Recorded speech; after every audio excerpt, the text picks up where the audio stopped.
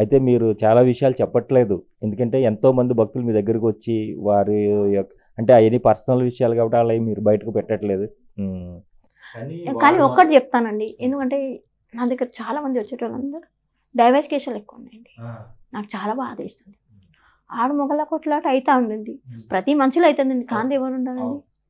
చదువుకొని పోవాలి అంతేగాని ఇడిపోయి కొడుకు ఒక దిక్కు, తల్లి ఒక దిక్కు, తండ్రి ఒక దిక్కు, ఇది ఎందుకండి?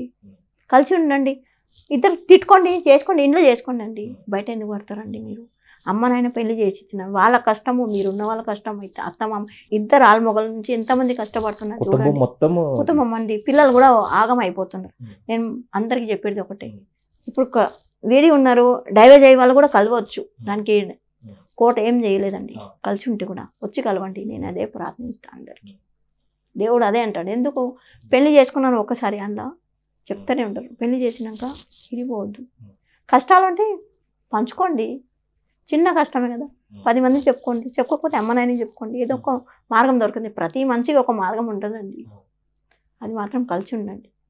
అమ్మ నాయన కూడా కొన్ని తప్పులు చేస్తారు, నా బిడ్డ నా దగ్గర ఉండాలి, ఇట్లా పెరగాలంటే వాళ్ళ దగ్గర పోయినాక వాళ్ళ పద్ధతి నడవాలి కంపల్సరీ. ఇది అత్తగారంటే వాళ్ళు అత్తగారు కూడా ఆలోచించాలి, ఒక పిల్ల అక్కడి నుంచి తెచ్చుకున్నాం, వాళ్ళకు కూడా మర్యాద నేర్పియాలి కొద్ది మెల్లమెల్ల. కానీ వాళ్ళు కూడా అనుకోవాలి, ఇద్దరు తప్పు, ఇక అత్తది కూడా తప్పు, అమ్మవారిది, ఇద్దరి మధ్యలో పిల్ల ఇది అయిపోతుంది. ఆల్మొగలో ఇడిపోతున్నారండి, చాలామంది వస్తున్నారు సంకేత్. అట్లా రావద్దండి, కలిసి ఉండండి. ఎవరే దూరం ఉన్న వాళ్ళందరూ కలిసి ఉండండి, నేను చాలా సంతోషిస్తాను.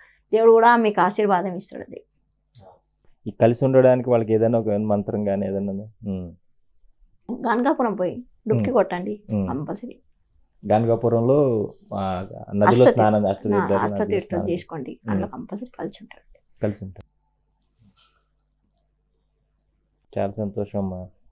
మీ ద్వారా ఈరోజు ఆ దత్తాత్రేయుడు వచ్చి మా అందరికీ ఎన్నో అనుభవాలు ఇచ్చారు.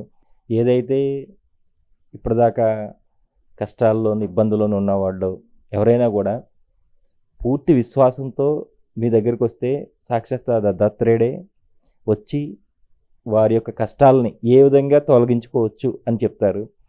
ఈ మధ్యకాలంలో నాకు వచ్చినటువంటి వాటిల్లో తెలిసింది ఏంటంటే, అసలు వాళ్ళు మీ ఇంట్లోకి అడుగు పెట్టంగానే వాళ్ళ దగ్గర ఉన్నటువంటి సగం నెగిటివ్ అంతా కూడా బయటకు పోతుందని నాకు వాళ్ళు చెప్పినట్టు. అది కూడా చాలా పెద్ద పెద్ద వాళ్ళు ఫోన్ చేసి చెప్పారు, లేదండి మేము ఏదో అనుకుని వెళ్ళాము, కానీ వాళ్ళ ఇంటికి వెళ్ళిన తర్వాత మాకు నిజంగా అంతకుముందు ఎక్కడా జరగని కూడా ఇంటి లోపలికి వెళ్ళంగానే కూడా మాకు సగం పోయినట్టుగా మాకు అనిపించింది, అంత చాలా అద్భుతంగా అనిపించిందండి అని చాలామంది చెప్పారు.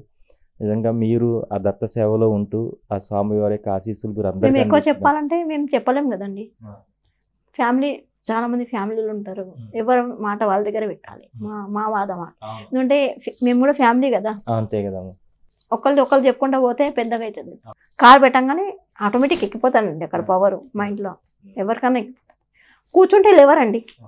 మొన్న ఒక ఆమె వచ్చింది, అర్ధగంటలు వెళ్ళిపోతా అంటే సరే అన్నా, 2 గంటలు కూర్చుంటే ధ్యానంలో వెళ్ళిపోతారండి, సెకండ్లో వెళ్ళిపోతారు.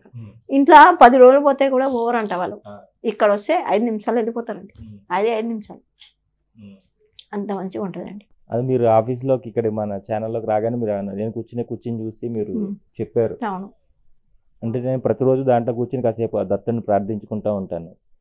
అది ఒక శక్తి వస్తుందండి, ఆటోమేటిక్ వచ్చేసిందండి. నేను వంట కూడా చేస్తే నిజంగా వంట చేసేటప్పుడు స్వామి వచ్చి ఇది అదే కరెక్ట్ చెప్తానండి. నాకు వంట ఎవరైనా చెప్తే వంట చాలా బాగుంది ఎవరు అదే అంటారు, కానీ నేను చేయను.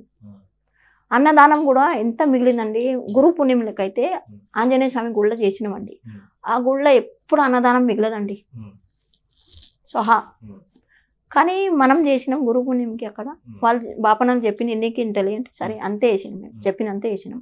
మళ్ళీ తక్కువ పడితే మళ్ళీ రెడీ పెట్టుకోండి, కానీ ఇంతైతే ఇవ్వండి అంతే వేసినామండి. ఎన్ని ఐటమ్ 10 ఐటమ్ 11 ఐటమ్ చేసినాం, అన్నీ మిగిలినండి, పంచినాం. మళ్ళా ఇంటి గురు పుణ్యంకి కూడా చేసినాం కదా, అప్పుడు కానీ మిగిలిన. అందరూ అంటారు ఎంత ఎందుకు వేస్తాడు, అసలు మేము వెయ్యమే, స్వామి చెప్పినారు ఎంత వేయండి అంతే వేస్తామండి. అసలు 600 మంది 1000 మంది తినిపోతారండి.